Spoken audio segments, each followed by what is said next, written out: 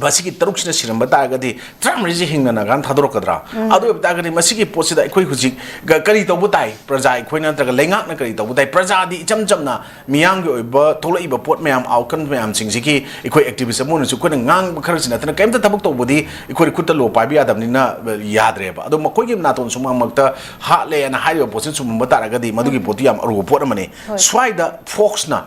Civil society organization Manipur nahan mamang da double engine BJP government jina responsible oigadamni Manipur crisis oena high BJP foundation de amada moi kaina high ge moi president na then amuksu ekoina NSCN IMG makoi gi khumdra manga suba anniversary of 1951 Naga plebiscite ki matang da Indian security forces se moi accused of supporting Kuki militants amadi Indian security force concluding with Kuki narco terrorists cross border armed Magi cannot over group singse, Masi attack Chatan Mazimakoina Nihana, Makoina people a giver. Adagi Kogi Tado in Primanipur no high says, Sirs leader were killing and boosts were Tado not cookies in a go. Swida, Tado Zikuki, Nikuki, Tadon and Amozi or Hainaribuko. Swida, Kogi Timgi, Gangu sing the Su, clarification, say, Quina Kamani Pig the game. Yes.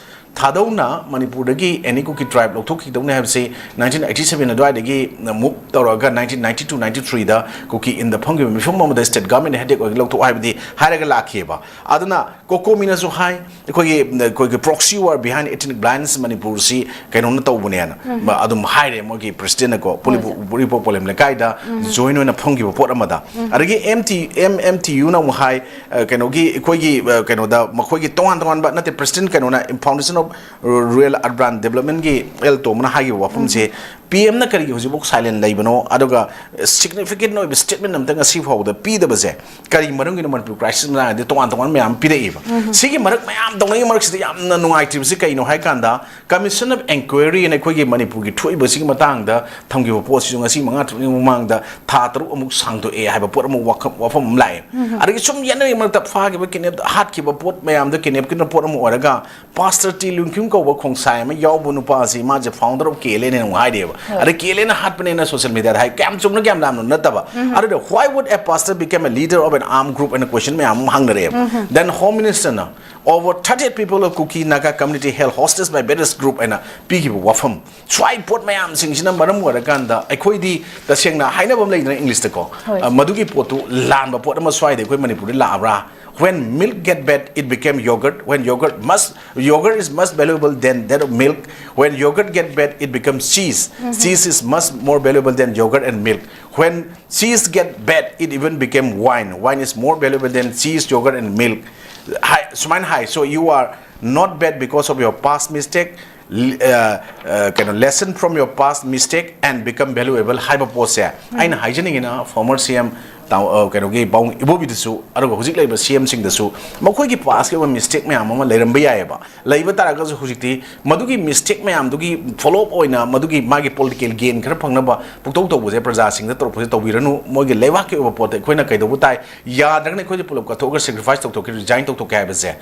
But starting from the CM onwards, Koi pull up Nositi, resign to Noquasum Port Wagani, Tabuxing, Dragadin Tamningi, 3 days Kimatam Taraiba Porte, Mazesta Presassing, EOC, Karama Makalgi. Whole lacanese high bangam Adana Huziki, when a commission of inquiry matam Sandokiba, then me, Papa, me put Zimal, the Huzi, Atopi, Iran, Campo, Pimanum, Tojalakba, Suma Mayam, sing some Marum Workan, the Huzi, Tramri, Tado for Rakari, Taruk Amaga, Tramri, Amaga Kun, Pazalaga, in the Ribbon Nakan, Hyper Portine. Adana, Aquina Tongan, Taningba, Levaxing, country sing Punalerum, the Gita Umayamda, Madugi Tongan, the one Takumam lay, other Amatu in a Puna Lepagadi, the Sing Haragadi, Quakashunataba, Cookie terrorist Sage, Cookie militant, Makoi Karana, Nasi. Moment Sagale post in a Kaigu Manipur, Shakup to Wabikasungamoy. Example Habu, Vietnam, Ninchang Sequena, Vietnam, Yamna, superpower, Kogi Lam home, I Lebak home, Haibtare, France, USA, China, Masi mighty pig, what equina, Ninching Biache, contrast Namakoi, 1946 or land, so with Matangse. Ahamba, 1946 France, Madugi port, Kanoda, Benam the Kudum Chana Matamda, Benangi, then Ben Pew have Lamdu the Puy, Lamdu the Makoye, Lloyd of Question like 15,000 soldiers is under the Holaga, Mogi, any food cut up supply, cut up Torokana Makoy China to give. I quite try the Imam Arabi sing, loop sing, organizing the Umatam, the government Kalagatum Tagala labels in the never. Madu China to Homato Diaba. I don't know Makoina, High Madugi Matamduda, Madugi Makatara, Americana, Madu 58,000 Makoyi, Muishing, Makoy Aduda, Matangam. ꯁꯤꯈꯤꯕꯒꯤ ꯃꯥꯏꯊꯤꯕꯒꯤ ꯋꯥꯔꯤ ꯂꯩ ꯑꯗꯨꯒ ꯑꯃꯨꯛꯁꯨ 1979ꯗ ꯑꯩꯈꯣꯏ ꯆꯥꯏꯅꯥꯅ ꯃꯗꯨ ꯈꯣꯝꯖꯟ ꯍꯧꯔꯛꯄꯗ ꯃꯤ 200,000 ꯍꯥꯏꯇꯥꯔꯦꯀꯣ ꯃꯗꯨꯒꯤ ꯄꯣꯠ ꯌꯥꯝꯈ꯭ꯔꯖꯥꯠꯅꯤ ꯃꯗꯨ ꯊꯥꯖꯤꯜꯂꯒ ꯇꯧꯔꯛꯄꯗ ꯃꯗꯨ ꯃꯥꯏꯊꯤꯕꯒꯁꯨ ꯄꯤꯕ ꯉꯝꯈꯤꯗꯦꯕ ꯑꯗꯨꯅ ꯍꯧꯖꯤꯛꯇꯤ ꯑꯩꯈꯣꯏꯅ ꯂꯥꯂꯣꯡꯁꯤ ꯂꯣꯏꯅꯃꯛ ꯃꯅꯨꯡ ꯃꯄꯥꯟ ꯈꯪꯅ ꯂꯩꯔꯕꯅꯤꯅ ꯑꯗꯨ ꯌꯥꯝꯅ ꯆꯨꯝꯅ fight away muhutta Vietnam tawgido fighting smart instead of fighting fear na makoi gi pandam je domai taweba aduna makoi underground da jungle da loina makoi gi leibam chabam educational institute factory mayam matam da dum makoi gi loina mak tawraga na makoi na thengaraki ba jungle warfare mayam sing do manipur da kale ko ha potuni ko aduna even koi gi kenogi india gi manung natna malyam gi pot mayam da tongan tana ba horok pot tawgi ba mayam sing di mathona leiba mayam dun ni sigatagi wanate even sukat khanadana ada Czechoslovakia hai bilam dudagi makoi Czech Republic ga Slovakia ga madugi west Czech Republic adagi east Slovakia khaidoki ba country tuminna kai khana sene dum tawgi ba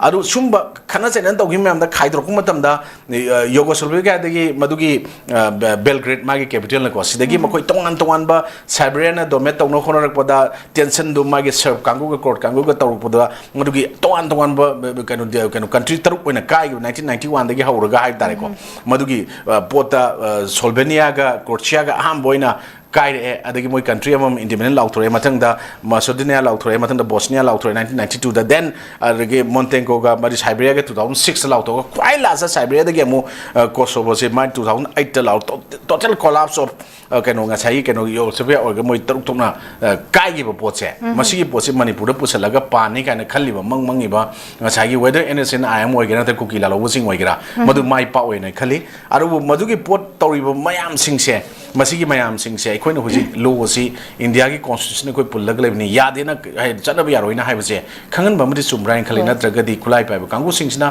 innocent common people mayam singse layman mayam singi dab toroga ki halaga chatlaga sum adu government sum da silence spectator oina madida sum nakong mention ba mit punjan ba aruga chin punjan ba gi chin posan bai ta lairagadi upai leroi tawum tabu tabuk tawbiu tawdragadi madugi posni henjala kanda mayam si ninghai bada nan bada makoi dum yorokani haibase section ba faina is my last can on tamjaki hoi jam nungai ja chumba phone ne ja